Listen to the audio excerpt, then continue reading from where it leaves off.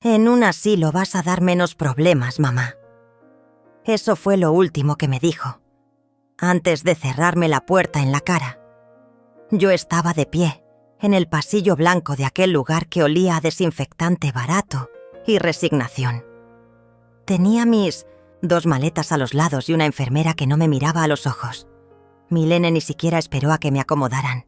Dio media vuelta, subió a su coche último modelo y desapareció como si yo fuera una carga que acababa de descargar.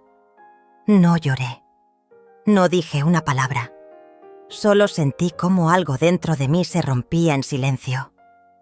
¿Cómo llegamos hasta aquí? Porque si alguien, alguna vez, mereció amor en esta vida, era yo. Todo había comenzado apenas unas semanas antes. Milene me había llamado diciendo que necesitaba platicar algo importante. Yo, ingenua, pensé que sería una visita tierna, quizás una sorpresa. Había horneado pan de elote y limpiado la casa como en mis mejores tiempos. Me puse mi vestido azul marino, ese que me hacía sentir joven. Pero no fue una visita, fue un ultimátum. Mamá, tú ya no puedes seguir sola. No comes bien, no te mueves igual. Mira esta casa, está vieja como tú. Y yo tengo una vida. No puedo estar preocupándome por ti todo el tiempo. Yo intenté defenderme. Pero estoy bien, hija. Solo necesito un poco de ayuda con el súper y los pagos. Ella no me escuchaba. Tenía prisa por empacar mi historia en 2 maletas. 2 días después, fingió llevarme a una consulta médica.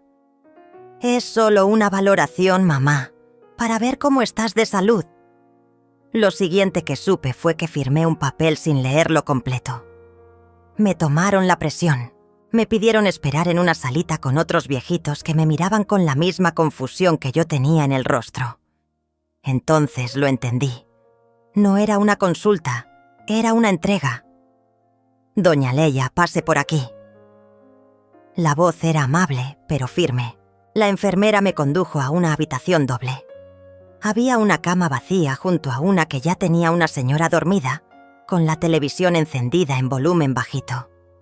Aquí se va a quedar por ahora. Su hija dejó sus cosas. Dijo que vendrá a visitarla pronto. Mentira. Lo supe en ese momento.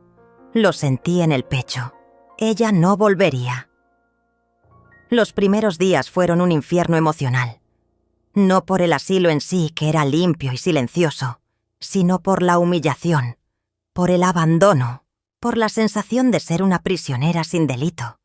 Me repetía, esto no me puede estar pasando a mí, no después de todo lo que hice por ella. Pero sí estaba pasando. Cada noche, al mirar el techo blanco de esa habitación, me invadía la misma pregunta. ¿En qué momento Milene dejó de quererme?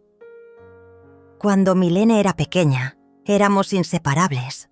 Su padre murió en un accidente cuando ella tenía 5 años. Desde entonces fui madre y padre.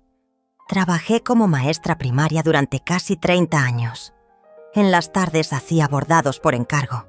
En las noches corregía tareas o limpiaba. No tenía vida, tenía una misión. Que a Milene nunca le faltara nada. Y no le faltó. Estudió en buenas escuelas. Tuvo su computadora cuando nadie más tenía. Iba a cursos de inglés, de música, de danza. Le celebraba sus cumpleaños con piñatas enormes y pasteles personalizados. Yo me quedaba sin comer, sin ropa nueva, sin descanso. Pero ella siempre tuvo lo mejor. Tú serás grande, hija. Tú vas a llegar lejos. Y llegó. Se convirtió en ejecutiva de una empresa multinacional. Viajaba, ganaba bien, tenía un departamento moderno, pero se alejó. Poco a poco dejó de llamarme, dejó de visitarme, y cuando lo hacía, era para juzgar. Mamá, esa ropa ya está pasada de moda. ¿Todavía ves novelas? No tienes otra cosa que hacer. Tienes que vender esta casa antes de que se caiga. Nunca aún ¿Cómo estás, mamá? Nunca un abrazo. Solo instrucciones. En el asilo los días se arrastraban. Me levantaba temprano. Me obligaban a tomar pastillas que no sabía si necesitaba. A veces hablaba con doña Norma, la señora de la cama de al lado, pero casi siempre estaba dormida o ausente. Yo solo pensaba en mi casa. Mi casa no era una mansión, pero tenía historia. La había comprado con mi difunto esposo. Allí crecimos como familia. Allí vi a Milene dar sus primeros pasos. Allí lloré sus enfermedades, sus derrotas, y también celebré sus logros. ¿Y ahora? Ahora estaba vacía, o, peor, en peligro. Una mañana, mientras tomaba café tibio en el comedor del asilo, oí a 2 enfermeras hablar entre susurros. ¿Ya supiste? Esa señora nueva. Su hija ya está viendo cómo vender la casa. Dicen que quiere ponerla a nombre de otra persona. Mi estómago se encogió. No me nombraron directamente, pero supe que hablaban de mí. Milene lo había planeado todo. Internarme, quitarme del camino, vender la casa, quedarse con la pensión, borrar mi existencia como si fuera un error administrativo. Esa noche no dormí. No lloré. No grité. Solo pensé. Y por primera vez en muchos años, una llama se encendió dentro de mí. No era rabia. No era venganza. Era algo más profundo. Era dignidad. Y esa llama ya no se apagaría. Nunca fui una mujer de armas tomar. Nunca levanté la voz ni impuse mi voluntad por encima de nadie. Desde joven aprendí a callar, a entender, a esperar. Así crecí. Así me casé. Así fui madre.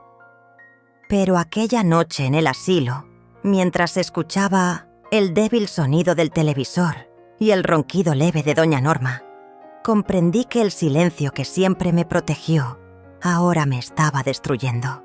Pensé en mis años de juventud, cuando tenía sueños sencillos, como aprender a pintar o viajar en tren por el norte del país. Todo lo fui aplazando porque la vida se impuso.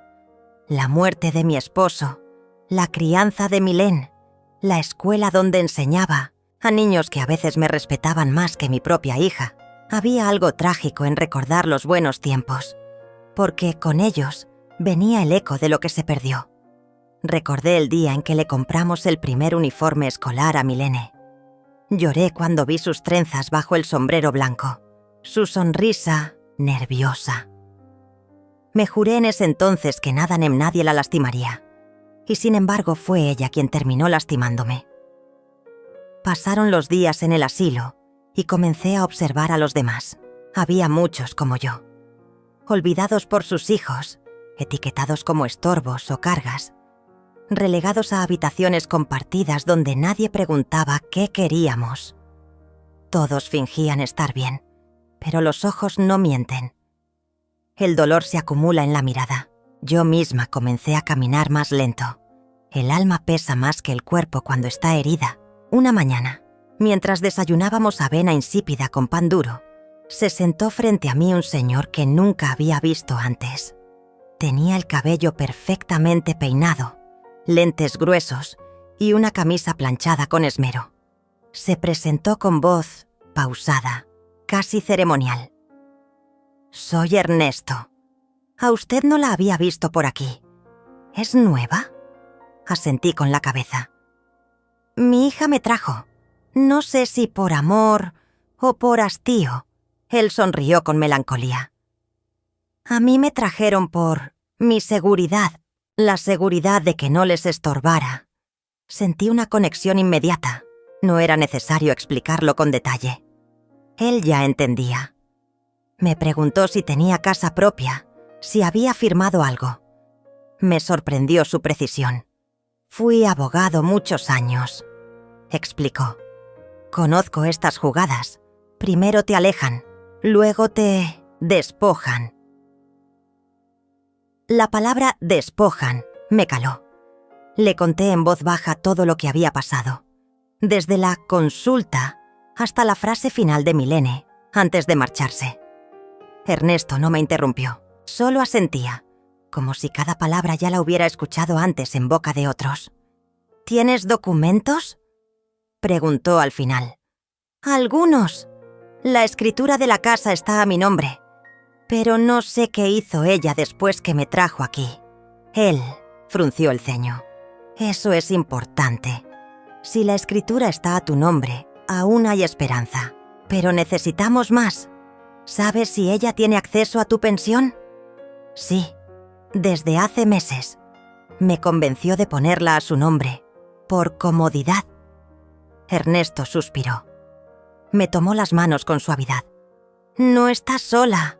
Aún no perdiste todo. Por primera vez desde mi llegada al asilo, sentí que respiraba distinto. No era alivio, pero sí una brizna de posibilidad. En los días siguientes, Ernesto se volvió mi única compañía constante. Caminábamos por el jardín, hablábamos de nuestras vidas pasadas, de libros, de política, de justicia. Me devolvió algo que creía muerto: el sentido. Me enseñó que los silencios también pueden gritar si se usan bien. Una tarde nos acercamos a la oficina de la directora del asilo, Valeria Utrera. Era una mujer delgada, seria, con cabello recogido y mirada dura. Ernesto pidió hablar con ella. Le explicó, con la cortesía que solo los viejos abogados tienen, que mi caso requería atención, que podría haber sido ingresada sin consentimiento pleno, que quizás se estaban cometiendo irregularidades. Valeria al principio se mostró distante. Todos dicen eso. Cada persona que llega aquí asegura que fue un error, que los hijos los engañaron. Pero al final, ¿quién comprueba? Ernesto no se intimidó. Yo puedo comprobarlo. Y si usted colabora, podemos evitar que este lugar termine salpicado en un proceso legal. Valeria lo miró largo rato. Luego me miró, a mí. No vio debilidad. Vio algo más. Está bien. Revisaré su expediente. Pero no prometo nada. Al salir, Ernesto me susurró que necesitábamos pruebas. Algo más que palabras. Me pidió que recordara cualquier conversación, mensaje o documento que pudiera servir. Empecé a hurgar en mi memoria. Recordé una noche, semanas antes de ser internada, en que Milene me hizo firmar un papel mientras me hablaba del banco. Me dijo que era para facilitar los depósitos, pero yo no leí nada. Confiaba, o me negaba a desconfiar.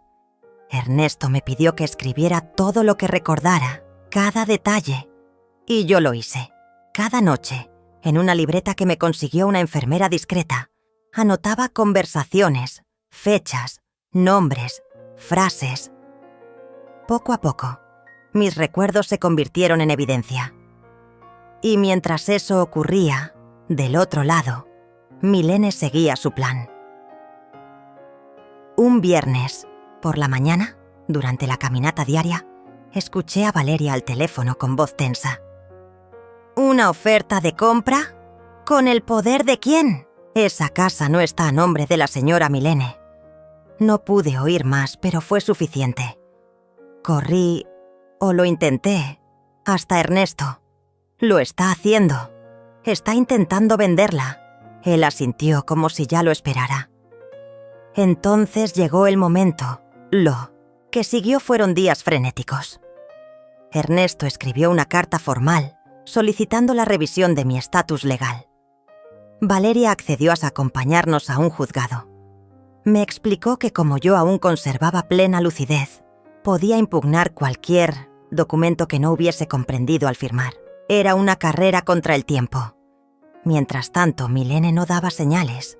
No llamaba, no venía, no escribía. Su silencio era más elocuente que cualquier insulto. Pero yo ya no era la misma mujer que ella dejó sentada con 2 maletas. Ahora era alguien que recordaba, que entendía, que preparaba su respuesta con calma. Un día antes de nuestra cita en el juzgado, Valeria me llamó a su oficina. Me mostró una carpeta con copias de documentos firmados por mí. Entre ellos, uno donde supuestamente yo autorizaba a Milene a disponer de mis bienes. ¿Este documento es auténtico? Lo miré. Era mi firma, sí, pero no recordaba haber firmado eso. Ella me dijo que era para cambiar el banco. Nada más. Valeria no dijo nada por un momento. Luego me entregó una hoja en blanco. Escriba aquí lo que acaba de decir. Fecha, lugar, situación. Lo hice con mano temblorosa. Cuando terminé, ella asintió. Mañana vamos a ver si la justicia aún escucha. Esa noche no dormí. No por miedo, sino porque algo en mí se estaba transformando. La mujer que siempre puso la otra mejilla, ahora tenía algo que nunca imaginó tener. Voz. No para gritar, sino para decir, con firmeza, ya basta. Nunca me había temblado tanto el cuerpo como ese día. La cita en el juzgado estaba marcada a las 9 de la mañana, pero desde las 5 ya estaba despierta, sentada en la cama, con el corazón retumbando en el pecho como si fuera un tambor, en medio de un campo de guerra. Valeria entró a mi habitación justo a las 7, con su ropa de trabajo impecable y el gesto más serio que le había visto hasta entonces. «Nos espera un día largo, señora Díaz, pero vamos a hacerlo bien. Ernesto», llegó poco después. Llevaba una carpeta bien organizada con los documentos que habíamos reunido. Me ofreció su brazo para salir, y por primera vez en muchos años, sentí que alguien me escoltaba no por pena, sino por respeto. Durante el trayecto al juzgado me invadieron imágenes. Milene de niña corriendo por el patio con los zapatos escolares llenos de lodo. Milene adolescente, gritándome porque no la dejaba ir a una fiesta. Milene ya adulta, mirándome como si yo fuera una molestia constante. ¿En qué momento se quebró lo que éramos? ¿Dónde quedó la ternura?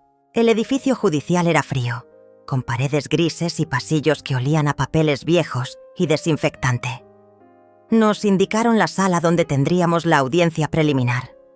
Era pequeña, con una mesa al centro, 2 sillas a cada lado y un juez, de rostro inexpresivo que hojeaba documentos como quien ya está cansado antes de empezar. Nos sentamos. Ernesto habló con seguridad. Explicó que mi traslado al asilo se había hecho bajo engaños, que posiblemente se habían firmado documentos sin mi conocimiento completo, que existía un interés evidente por parte de Milene en apropiarse de mis bienes. El juez levantó la vista y me observó con detenimiento. ¿Usted está aquí por voluntad propia, señora Díaz? No, señor. Me trajeron sin explicarme nada. Me mintieron. Me dijeron que era temporal. Y luego no regresaron. ¿Y firmó documentos? Sí, pero no sabía exactamente qué eran. Confiaba en mi hija. El juez pidió revisar los papeles. Observó una firma, luego otra. Se detuvo en una en particular. La comparó con la de mi credencial. Aquí hay diferencias evidentes. Ernesto aprovechó el momento para hablar del acceso que Milene tenía a mi pensión, de cómo había dejado de visitarme, de la tentativa reciente de vender mi casa. El juez asintió, pidió copias de todo y ordenó que se abriera una investigación para verificar el estado de mis bienes y la legalidad de los documentos firmados. No era aún una victoria, pero sí el primer paso hacia algo que pensé que nunca volvería a tener: dignidad. Regresamos al asilo con una mezcla de agotamiento y esperanza. Ernesto me dijo que ahora necesitábamos mantenernos alerta, que si Milene se enteraba, iba a reaccionar. Y así fue. 2 días después, apareció. No avisó, no llamó, no preguntó. Entró directamente a mi habitación, con una sonrisa torcida, los ojos oscuros y una bolsa cara colgada del brazo. ¿Así que ahora te haces la víctima? No respondí. Me limité a mirarla. ¿Tú sabes el problema que me estás causando? ¿Tú entiendes lo mal que me estás haciendo quedar? ¿Y todo por qué? ¿Por un poco de atención? Leia, siempre fuiste buena para el drama. No vine aquí por voluntad propia, le dije en voz baja.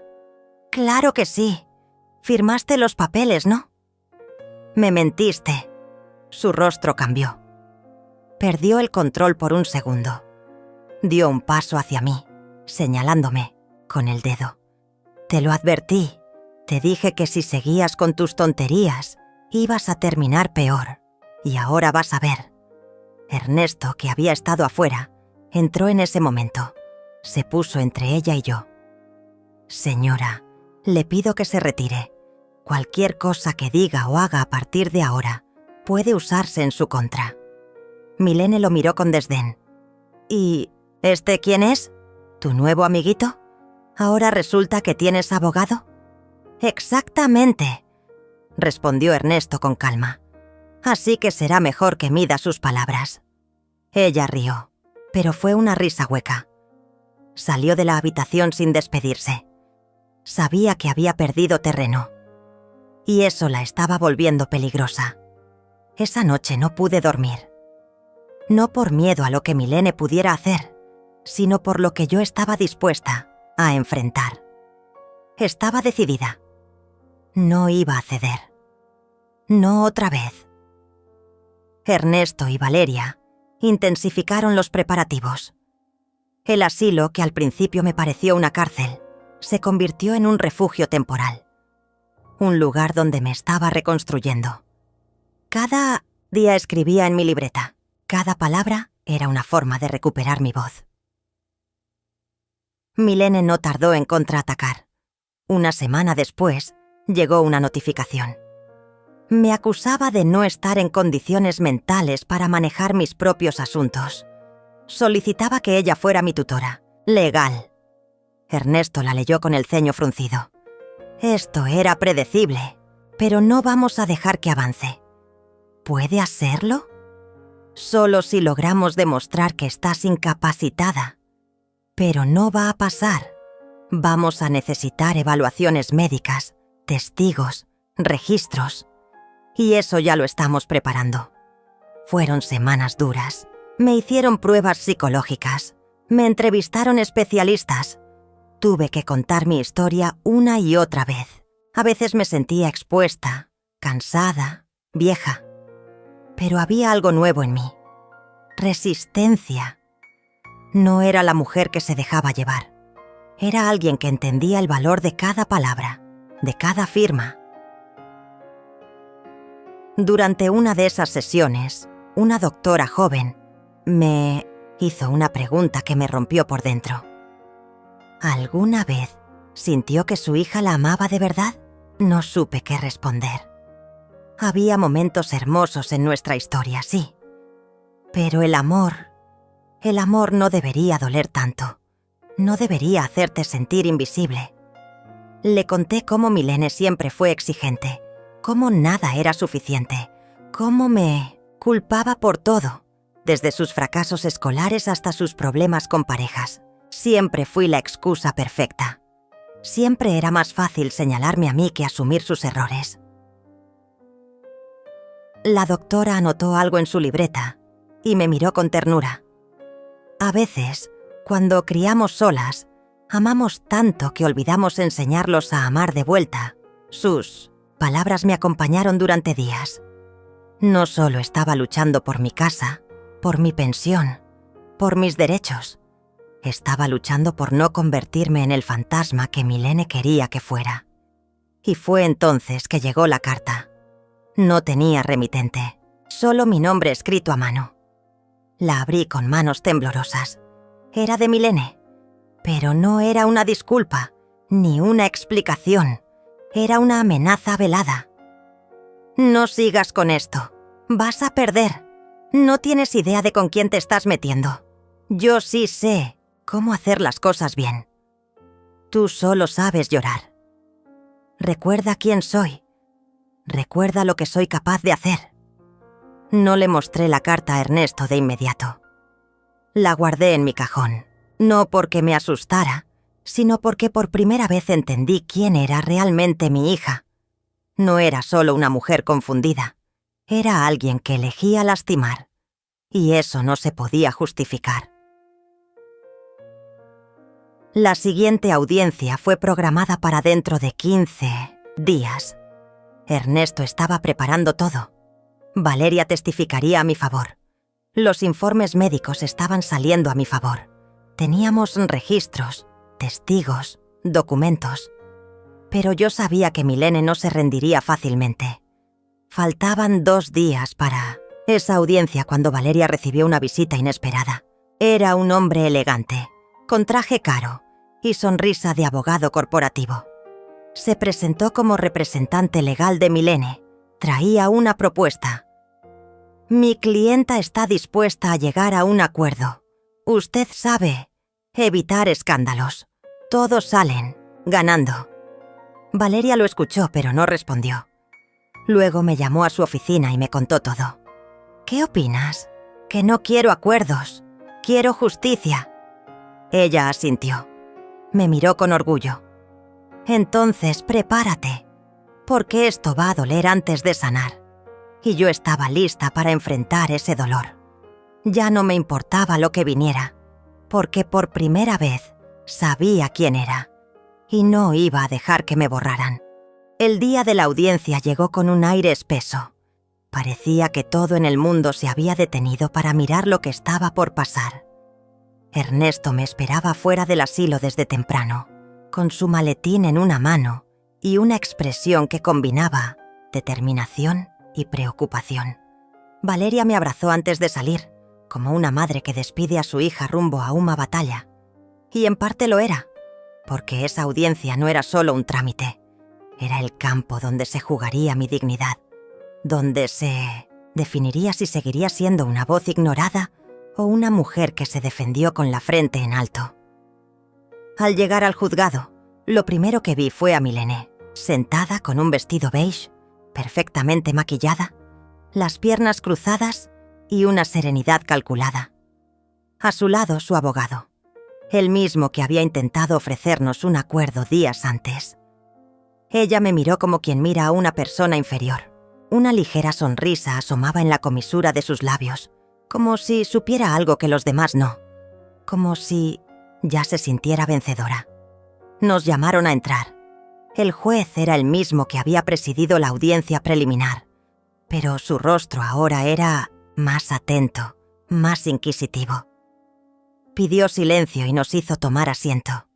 Primero habló Milene. Su abogado se encargó de describirme como una mujer senil, emocionalmente inestable, que tomaba decisiones erráticas y que, por su propio bien, debía estar bajo el cuidado legal de alguien con más criterio. Usaron palabras bonitas para disfrazar el veneno: protección, bienestar, salud mental. Pero lo que querían era simple: control. Yo me senté en silencio, pero por dentro sentía una furia serena que me sostenía la espalda. Ernesto pidió la palabra. Con una voz firme, desmanteló cada argumento, uno por uno. Presentó los informes médicos, los testimonios de Valeria, los registros bancarios que mostraban movimientos sospechosos en mis cuentas justo después de mi ingreso al asilo. Mostró también una copia de la carta que Milene me había enviado. El juez la leyó en silencio. Su ceño se frunció. Pidió una copia para el expediente. Entonces me tocó hablar. Señor juez, yo no soy perfecta. He cometido errores. Crié a mi hija sola, con todo lo que tenía. Le di mi tiempo, mi salud, mis años. Y ella, en lugar de devolverme amor, me devolvió abandono. No estoy aquí por dinero. Estoy aquí porque quiero ser libre. Porque quiero decidir qué hacer con mis últimos años. Porque no quiero que me entierren viva. El juez me observó con detenimiento. Asintió, tomó nota y luego suspendió la sesión, diciendo que tomaría una decisión en los próximos días. Salimos del juzgado con el corazón en la garganta. Milene ni siquiera me miró. Se marchó sin decir una palabra, pero sus pasos eran rápidos, nerviosos. Esa noche, al regresar al asilo, Valeria me tenía una sorpresa, una visita, alguien del pasado. «Señora Díaz», me dijo con una sonrisa, «hay alguien que la busca. Dice que la conoció hace muchos años». Entró una mujer delgada, de cabello blanco perfectamente recogido en un moño, con un vestido azul claro y unos ojos brillantes que no había visto en décadas. Tardé un segundo en reconocerla, pero su voz me hizo viajar en el tiempo. «Leia, ¿todavía tomas café con canela?» «Leonora». Nos abrazamos como dos náufragas que se encuentran en medio del mar. Leonora Tamez había sido mi amiga más cercana cuando ambas éramos maestras de primaria. Había emigrado a Estados Unidos hacía más de 20 años y, según supe, había prosperado bastante. Habíamos perdido el contacto. Pero una amiga en común le contó lo que estaba pasando y no dudó en venir. Pasamos horas conversando. Le conté todo, desde la frialdad de Milén hasta la carta, la audiencia, el miedo, la soledad. Ella me escuchó sin interrumpir, con esa mirada de quien realmente quiere entender, no solo oír. Luego me tomó la mano. «Leia, tú no estás sola y no tienes que volver a estarlo. Tengo recursos, contactos, tiempo y quiero ayudarte, no por caridad, sino por justicia, porque lo que tu hija está haciendo es criminal y no lo podemos permitir». Me habló de una amiga suya, Leticia Cervantes, una periodista de investigación que se dedicaba a casos de abuso contra adultos mayores. Le pareció que mi historia era un ejemplo perfecto de cómo la manipulación emocional puede camuflarse de cuidado. «Quiero que la conozcas, que le cuentes lo que me contaste. Tal vez pueda escribir algo. Tal vez esto sirva para otras mujeres también». Al principio dudé. No por vergüenza, sino por miedo a que mi voz no fuera suficiente. Pero luego pensé en todas las veces que me había callado, en cada lágrima que escondí, en cada palabra que nunca dije, y acepté. Leticia nos visitó al día siguiente. Era joven, aguda, con una mirada que desarmaba. Me entrevistó durante horas. Grabó mi testimonio, tomó fotos de los documentos. Me prometió que no publicaría nada sin mi autorización. Mientras tanto, Ernesto recibió una notificación. Milene estaba intentando mover fondos de una cuenta a su nombre vinculada con una póliza de seguro donde yo figuraba como titular.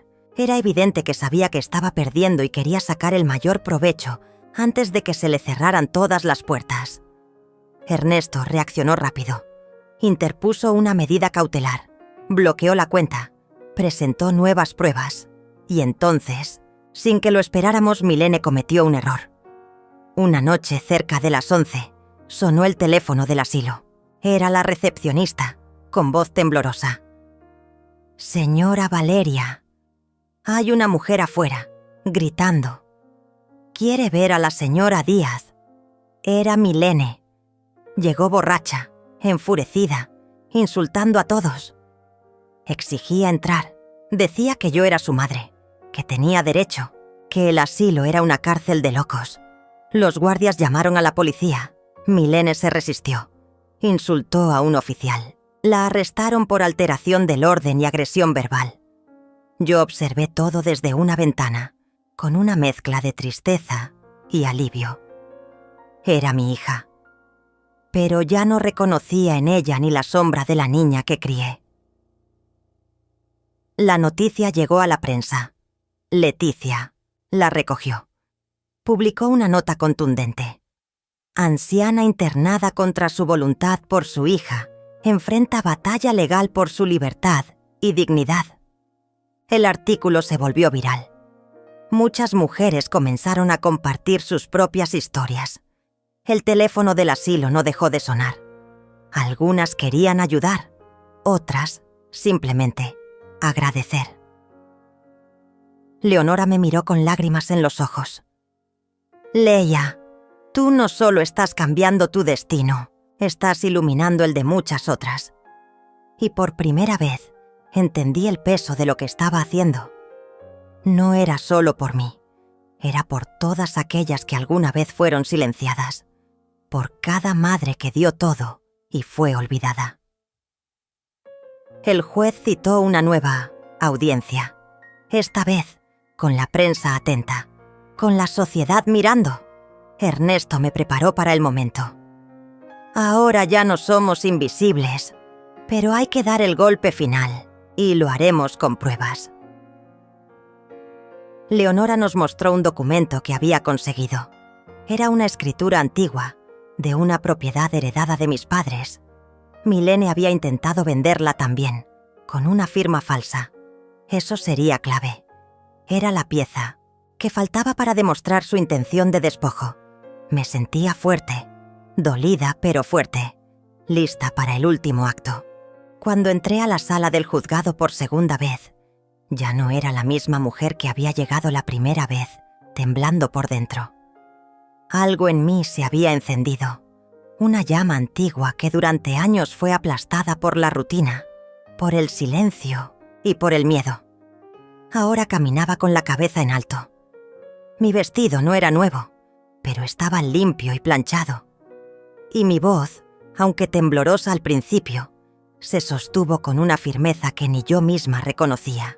Milene ya no me veía con arrogancia. Ahora sus ojos estaban inyectados de tensión. Su maquillaje no ocultaba las ojeras. Su abogado lucía incómodo. Sabían que algo había cambiado, pero no sabían cuánto. El juez inició la audiencia. Dijo que debido a los recientes eventos, la conducta inapropiada de Milene, la publicación periodística y las pruebas nuevas, se reabría el caso con un enfoque más amplio. El fiscal pidió revisar la autenticidad de los documentos de herencia, especialmente la venta de una propiedad ubicada en Tlaxcala, la misma que Leonora había descubierto que Milene había intentado vender con una firma falsa. Ernesto, con sus papeles organizados como un cirujano antes de operar, presentó copias notariales que demostraban que yo nunca firmé la autorización de venta. Añadió un informe caligráfico. La firma había sido falsificada. No solo era un caso de abuso emocional, ahora era fraude. Milene se puso de pie, gritó que todo era un montaje. Su abogado intentó calmarla, pero ya era tarde. El juez ordenó que se analizara su estado psicológico para determinar si estaba apta para seguir como figura legal sobre los bienes de otra persona. Milene perdió el control y el respeto del juzgado. Fue una escena triste y grotesca. Gritaba que yo siempre la había odiado, que jamás le di amor, que me había vuelto loca y que todos estaban contra ella. El juez le pidió que se retirara. Ernesto me susurró: «Está cavando su propia tumba», con cada palabra. Cuando salimos del juzgado, la gente en la entrada no nos miraba con lástima, sino con admiración. Una mujer me tomó la mano. Me dijo que su hijo la había encerrado también en un asilo contra su voluntad, que al leer mi historia, por primera vez en años, pensó en defenderse. Me abrazó. Me dijo gracias. Yo no supe qué responderle. Sentí un nudo en la garganta, porque todo el dolor vivido, todo el abandono, al menos ahora tenía un eco. No era en vano. Esa tarde recibimos una visita inesperada. El abogado de Milene, pero venía solo. Pidió hablar con Ernesto y conmigo. Dijo que su clienta estaba dispuesta a retirar cualquier reclamo sobre mi custodia, mis bienes, e incluso firmaría un documento reconociendo que había actuado bajo presión emocional. Quiere evitar que esto se vuelva penal, dijo.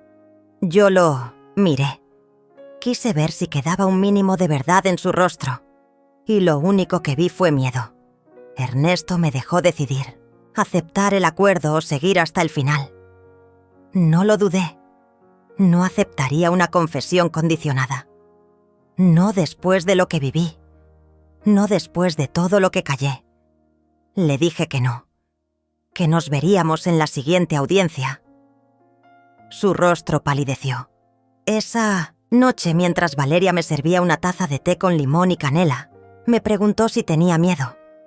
Le dije que no, que lo único que me asustaba era volver a callar, volver a esconderme detrás de la excusa del amor para justificar el maltrato, porque eso fue lo que hice durante años, justificar lo injustificable, convertirme en sombra para que Milene brillara, y al final, todo lo que recibí fue desprecio. Leonora me abrazó, me dijo que me admiraba, que estaba orgullosa, que jamás había visto a alguien transformar tanto dolor en coraje. Leticia me mostró una serie de mensajes que había recibido de mujeres de todo el país. Historias de abandono, de chantaje, de silencios largos como inviernos. Me preguntó si me gustaría participar en un programa de televisión. Yo dudé. No era actriz, ni oradora. Pero ella me miró con dulzura. No necesitas ser otra cosa que tú misma, Leia. Ya eres una voz. Solo falta que más personas la escuchen. Acepté. La entrevista se grabó en una semana. Fue sencilla. Un fondo neutro, una silla y mi historia. Cuando se emitió, algo cambió en el aire. Las llamadas no paraban. El asilo recibió donaciones, cartas, incluso flores. Mujeres mayores enviaban videos agradeciendo. Una señora de Monterrey me llamó valiente. Otra de Puebla me dijo que gracias a mí había decidido denunciar a su yerno. Todo eso me daba fuerza, pero también me hacía llorar por dentro. ¿Cuántas habíamos sido silenciadas? ¿Cuántas leyes existen en este país? La reacción de Ministro de Ciencias, Milene, no tardó en llegar. Su abogado renunció, y en su lugar apareció uno nuevo. Un hombre joven, agresivo, que presentó una contrademanda por difamación pública y daño moral. Alegaba que yo había manipulado a la prensa para destruir su reputación. Era el último cartucho, el último grito de una hija que ya había perdido todo control, pero se negaba a aceptarlo. Ernesto no se alteró. Preparó la defensa con precisión quirúrgica. Mostró que jamás se reveló ningún dato que no fuera comprobable, que los documentos estaban en orden, que la historia contada no era ficción ni exageración. Leticia testificó como periodista, presentó las grabaciones originales, las fuentes. El juez escuchó todo con atención. Y entonces sucedió algo que nadie esperaba. Apareció un testigo. Era Pedro Aguiar, un antiguo trabajador de Milene. Había sido su chofer personal durante 2 años y traía consigo una serie de audios. Grabaciones donde Milene hablaba abiertamente de cómo internarme la beneficiaba, cómo planeaba vender todo antes de que yo muriera. Incluso se burlaba de mí. Me llamaba vieja tonta en uno de los audios. Pedro dijo que decidió hablar al ver la entrevista, en televisión, que no podía quedarse callado más tiempo. El juez pidió escuchar los audios. La sala quedó en silencio. La voz de Milene llenó el espacio como una sombra. Cada palabra era un clavo, cada risa una bofetada. Cuando terminó la reproducción, el juez ordenó una pausa.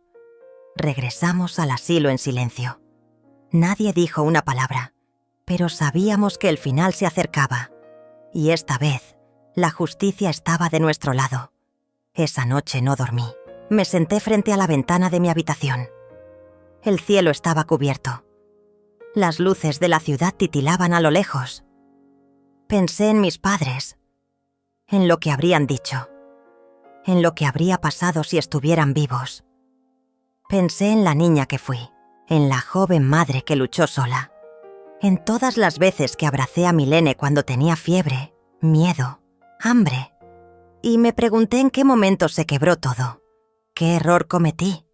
Pero ya no importaba, porque había dejado de buscar culpables afuera.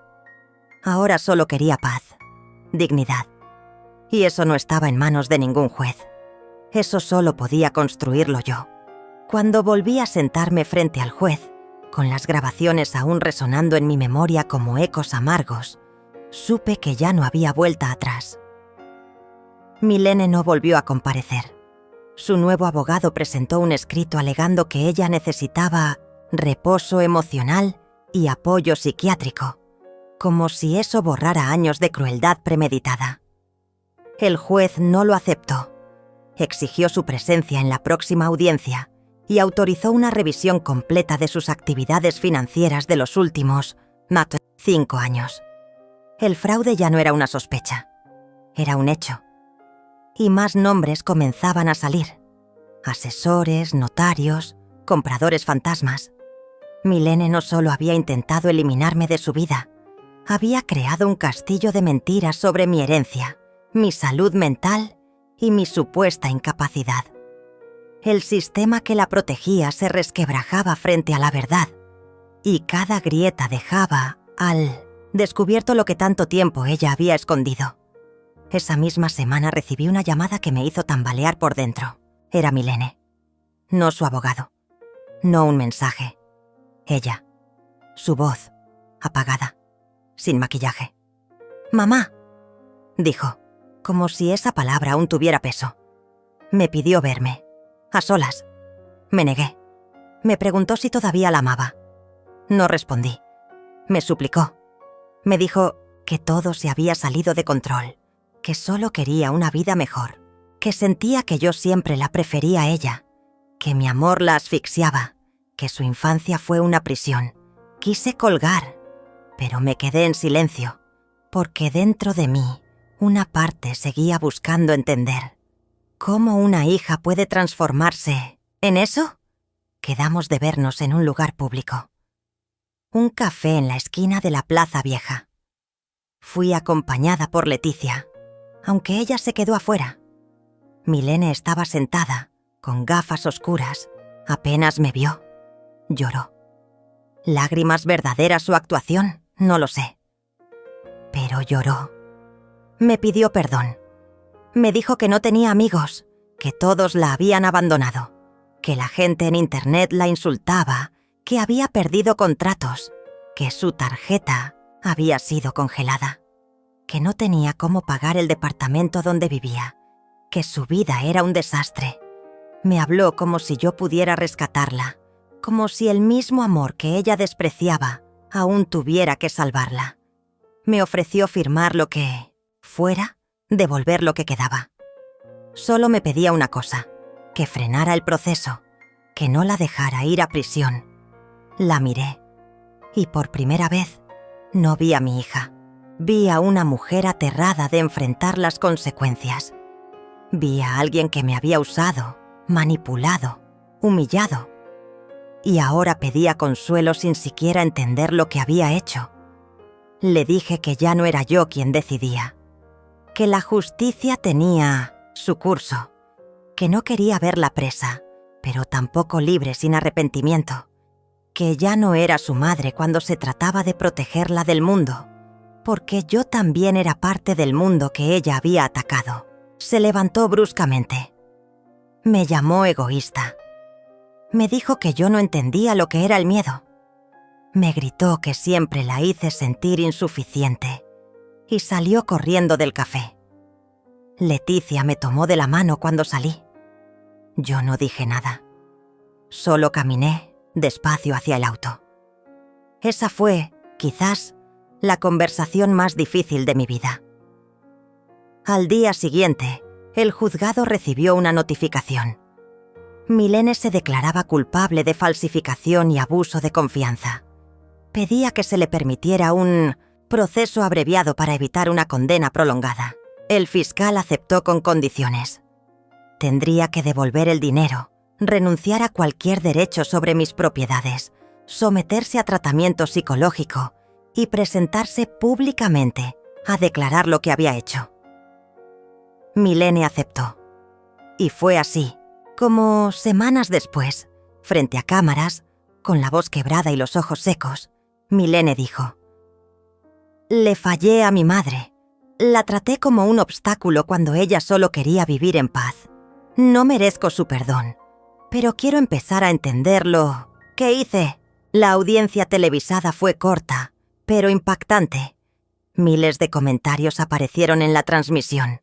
Algunos insultaban, otros mostraban compasión. Yo no hablé. Solo observé desde una pequeña sala con Valeria y Leonora a mi lado. Después de eso, el juicio civil concluyó. Todos mis bienes fueron restituidos. Se anuló la venta fraudulenta.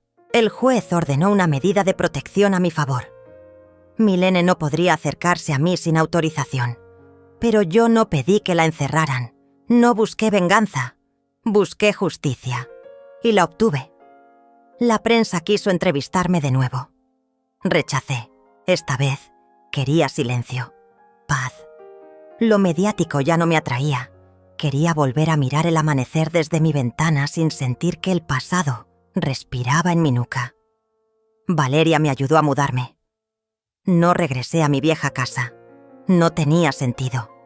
Ese lugar ya no era mío. Me instalé en un departamento pequeño, lleno de luz. Planté geranios en la ventana y colgué una foto de mi madre en la entrada. Cada mañana la saludo y le agradezco por la fuerza que, de alguna forma, me transmitió desde donde esté. Un día, mientras caminaba por el parque, una joven se me acercó. Me reconoció por la historia. Me dijo que su abuela vivía con ella y que había decidido cuidarla mejor después de escuchar mi relato. Me abrazó y supe que, aunque no pudiera cambiar el pasado, al menos había sembrado algo en el futuro de otras mujeres. A veces, Milene me escribe cartas breves. No las leo todas. Algunas las guardo. Otras las quemo. No porque la odie, sino porque ya no soy la misma. Porque mi amor propio, después de tanto tiempo dormido, por fin despertó. Y ahora lo protejo como a una hija. Esa hija que quizás siempre fui yo misma. La que necesitaba cuidado. La que nadie vio mientras entregaba todo sin pedir nada. Un mes después del fallo final, desperté sin sobresaltos. Era la primera vez en años que no sentía esa presión en el pecho al abrir los ojos. El silencio en mi nuevo apartamento no pesaba. Era una compañía amable. Ya no esperaba pasos, ajenos, ni gritos velados detrás de las puertas. Solo el canto lejano de los pájaros y el sol filtrándose por la cortina. Era mi espacio, pequeño, pero mío. Me levanté con calma, preparé café, regué mis geranios y me senté a leer una carta que había llegado la noche anterior. No era de Milene. Era de una mujer llamada Eugenia Carballo, una ex trabajadora del mismo bufete legal que había ayudado a mi hija en los primeros fraudes. Me escribía con culpa, pero también con valor. Decía que había sido testigo de varias manipulaciones y falsificaciones, que durante años se había callado por miedo, pero que ahora no podía más. Quería hablar, quería testificar.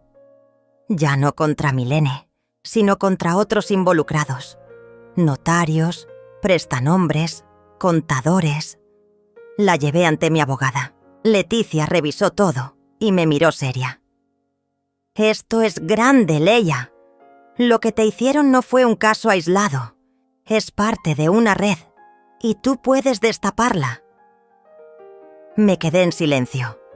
Parte de mí solo quería paz, no más tribunales. Pero la otra parte, la que había llorado en un baño de hospital pensando que mi hija me dejaría morir, quería que ninguna otra mujer pasara por lo mismo. Decidí seguir. Eugenia declaró. Se inició una nueva investigación. La fiscalía me pidió que diera mi testimonio nuevamente, esta vez como víctima principal de una red de explotación patrimonial contra adultos mayores. El caso escaló. Noticieros retomaron la historia. Las redes sociales volvieron a llenarse de comentarios, pero ya no eran solo sobre Milene.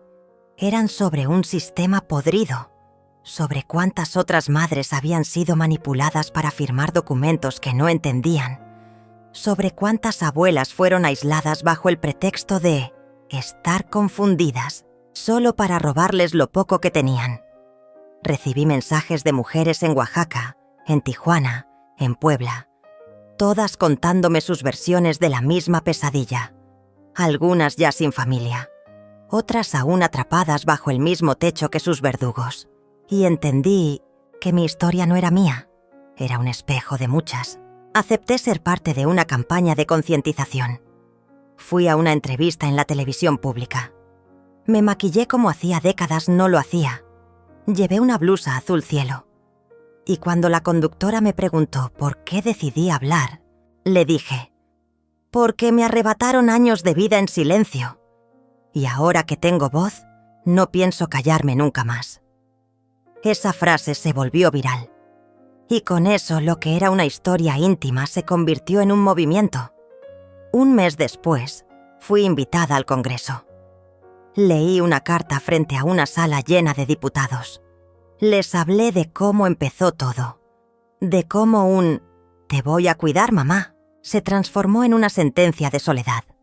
De cómo la manipulación no siempre grita, a veces solo se disfraza de preocupación. Exigí leyes más claras, procesos más accesibles y, sobre todo, respeto. No por mí, por todas. La sala se levantó, a aplaudir.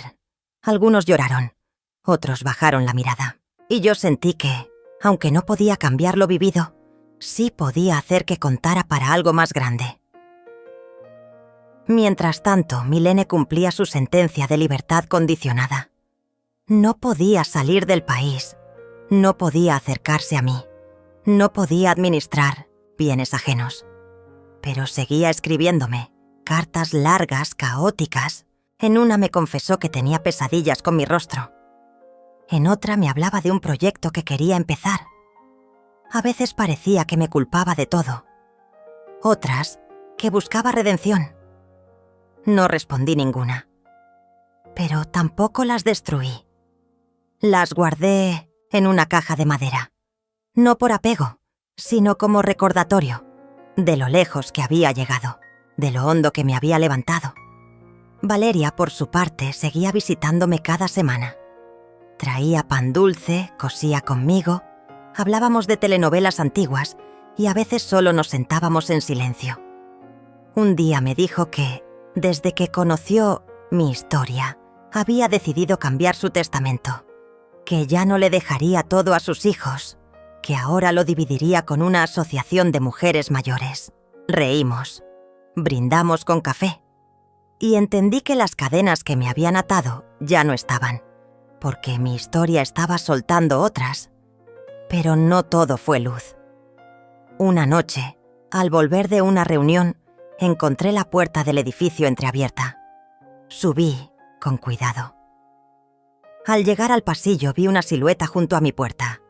Era Milene, pálida, temblorosa, con los ojos enrojecidos.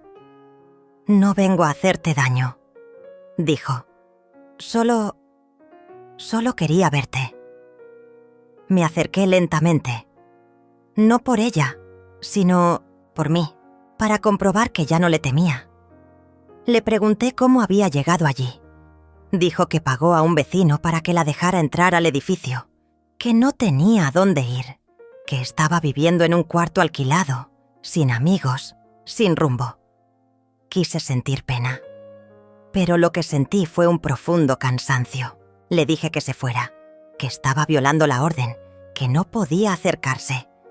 Me pidió un abrazo. No se lo di. Cerré la puerta. Llamé a la policía. Se la llevaron sin escándalo. Solo vi cómo bajaba las escaleras mirando al suelo. Esa fue la última vez que la vi en persona. Después de eso, reforzaron mi seguridad. Pero no por miedo, sino por respeto a mi proceso, porque ya no quería interrupciones, ni fantasmas, ni visitas no deseadas. Solo quería vivir. Leticia me propuso escribir un libro. Dijo que muchas editoriales estaban interesadas, que podía ayudar a otras y también obtener una fuente de ingresos para mí. Dudé al principio, pero luego pensé en todas las voces que aún no son escuchadas. Acepté. Empezamos a trabajar en ello. Cada capítulo fue como una herida que volvía a abrirse, pero también una cicatriz que aprendí a mirar sin dolor. No escribí con rencor, escribí con memoria, con verdad, con el alma. El título fue sencillo. No me llamaban mamá, me llamaban carga. Y aunque nunca me gustó esa palabra, quise mostrar cómo me habían reducido y cómo me reconstruí. El libro se publicó 3 meses después. Fue un éxito inesperado.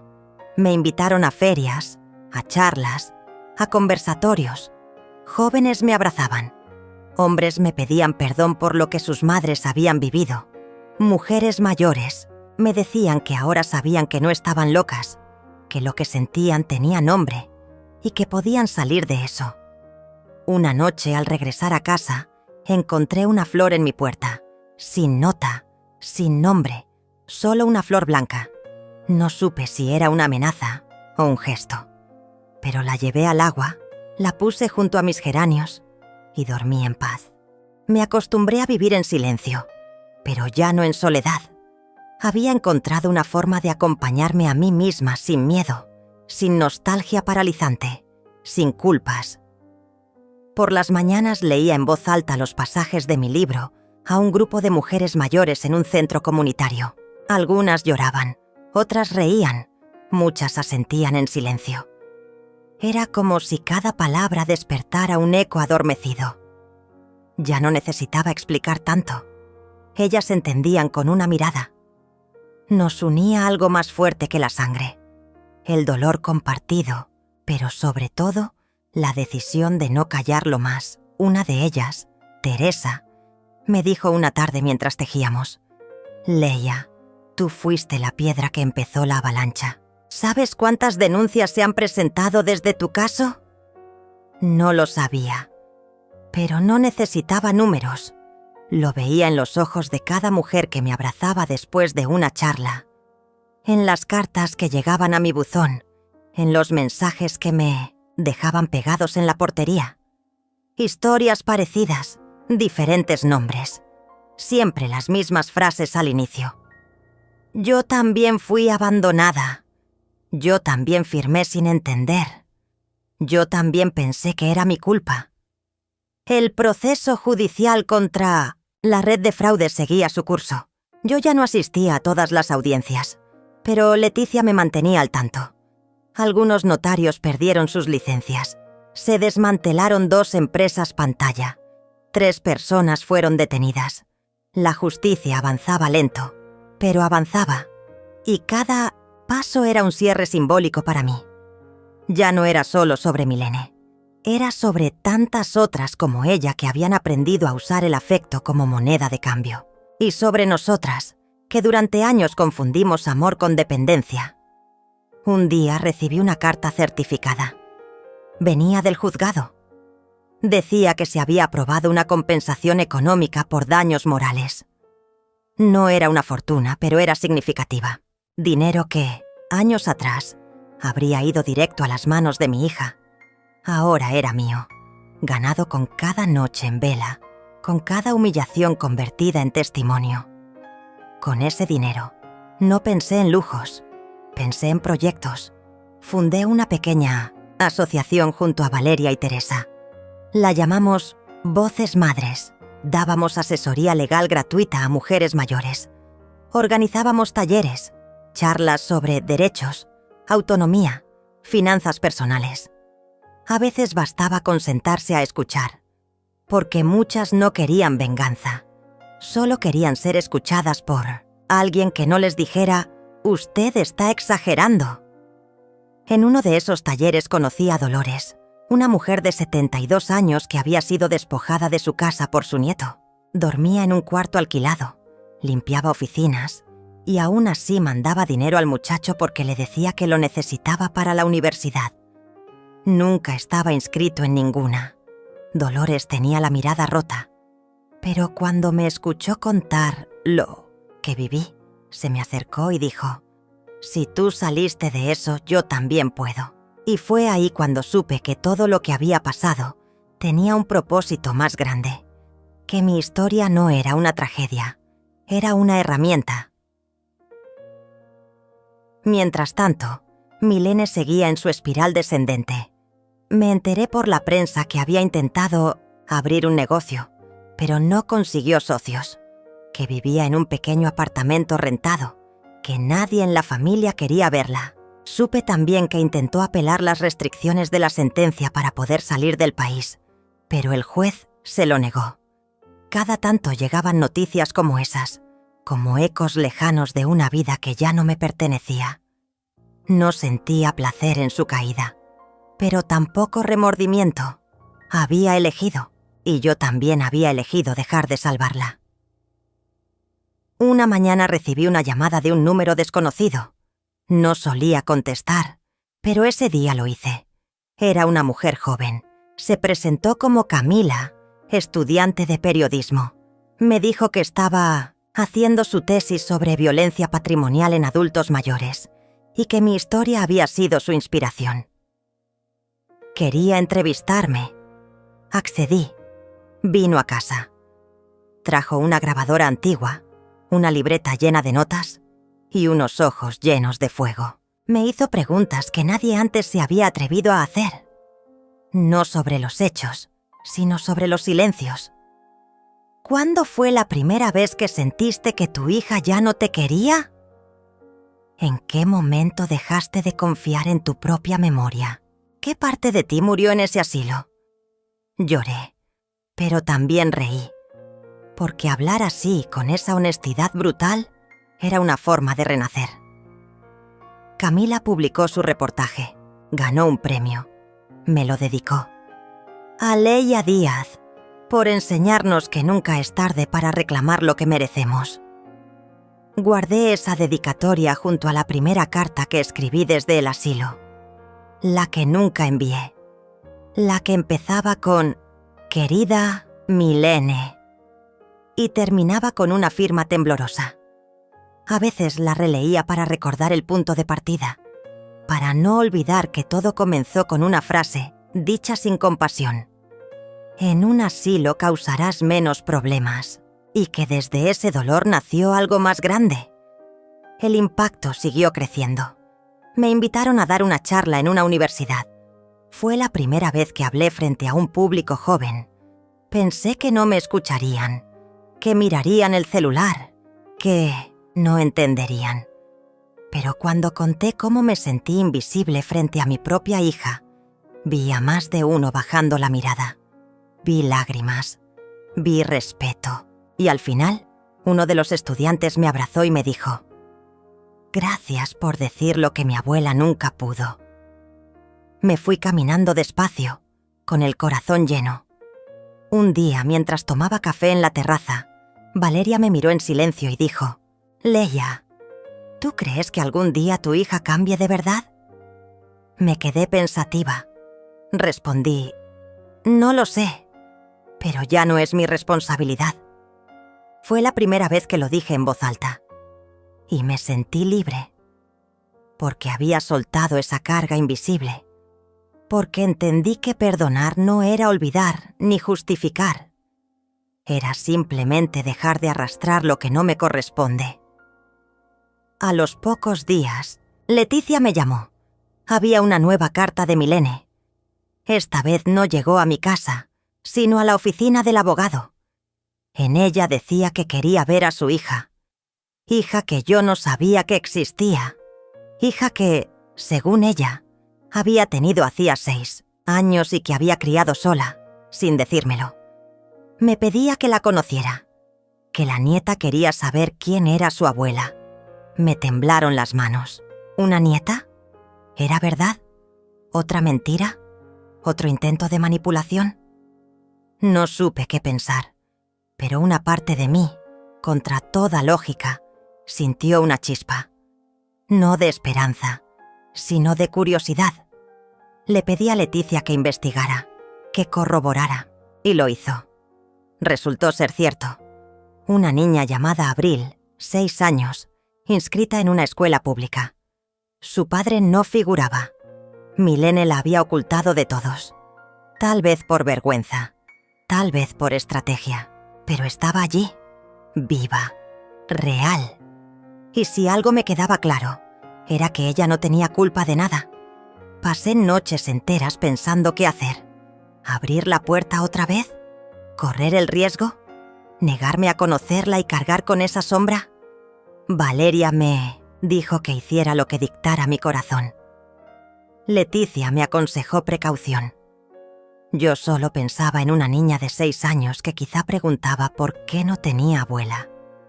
Y pensé en mí, en la abuela que nunca tuve, en lo que habría dado por un abrazo cálido en mis peores días. Entonces tomé una decisión. Jamás imaginé que el día que más temía también sería el día que marcaría el comienzo de mi verdadera libertad. Cuando me enteré de que Milene me había ocultado una nieta, Abril, sentí que el mundo se desmoronaba otra vez. Pero esta vez no fue por miedo ni desesperanza, sino por una mezcla de incredulidad y una chispa de esperanza que hacía mucho no sentía. ¿Cómo podía alguien a quien había entregado tanto y quien me había herido tan profundo ahora traer una niña inocente a mi vida? ¿Podría abrir mi corazón a esa pequeña y dejar atrás todo el dolor que Milene me había causado? Me encontraba sentada en el sofá de mi sala, con la carta de Leticia en la mano, confirmando la cita para conocer a Abril, cuando los recuerdos vinieron a mí con una fuerza insoportable.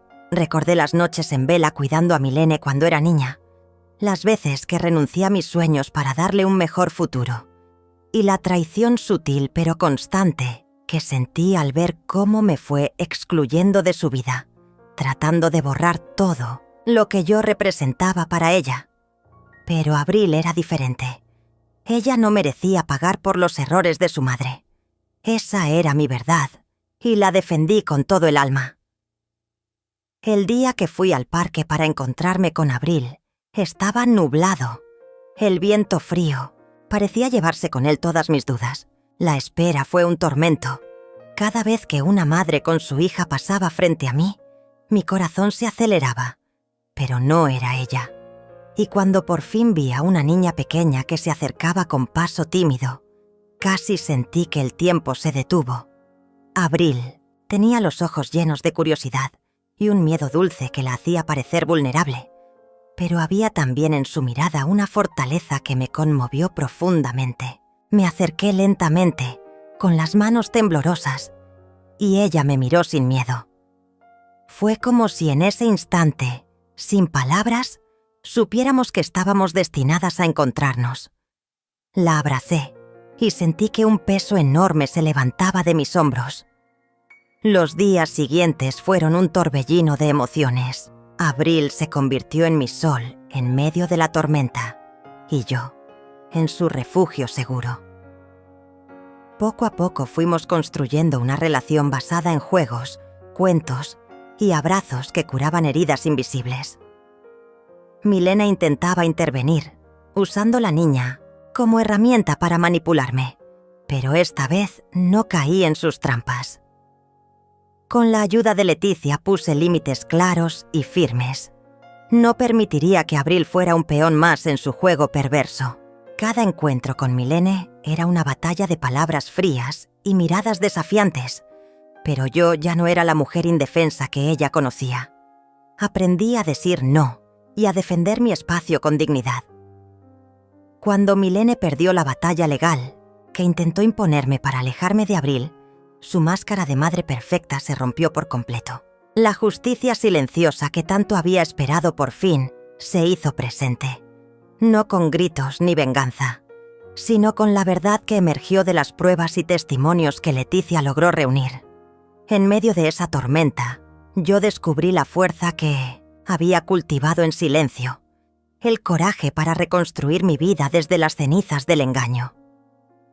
Fue un proceso largo y doloroso, pero cada paso me llevó a un lugar de paz que nunca imaginé alcanzar. Ahora, cuando veo a Abril sonreírme y correr hacia mí, siento que todo valió la pena. Ella es la prueba viviente de que no importa cuántas veces caigas, siempre puedes levantarte. Milene quedó atrás, sola con sus amarguras y frustraciones, mientras yo caminé hacia un futuro lleno de esperanza y amor. Aprendí que la verdadera herencia no está en el dinero ni en las propiedades, sino en el legado de amor, dignidad y valentía que dejamos para quienes nos siguen. Y aunque la traición de Milene dejó cicatrices profundas, esas heridas se transformaron en lecciones que me fortalecieron. Cerré ese capítulo con la cabeza en alto, sabiendo que mi vida ya no estaba marcada por el desprecio, sino por la resiliencia. Soy Leia Díaz, mujer que sufrió, luchó y triunfó. Una mujer que hoy inspira a otras a no rendirse, a pelear por su lugar y a recordar que merecen respeto y amor genuino.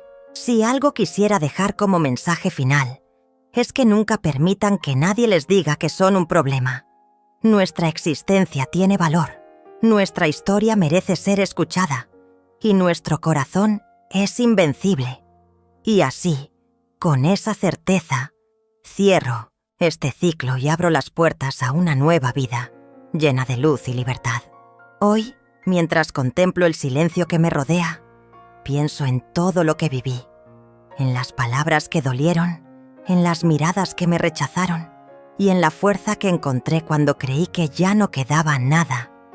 Aprendí que el amor no siempre es justo, que a veces duele más quien debería protegerte y que la traición puede venir de la sangre que corre por tus venas.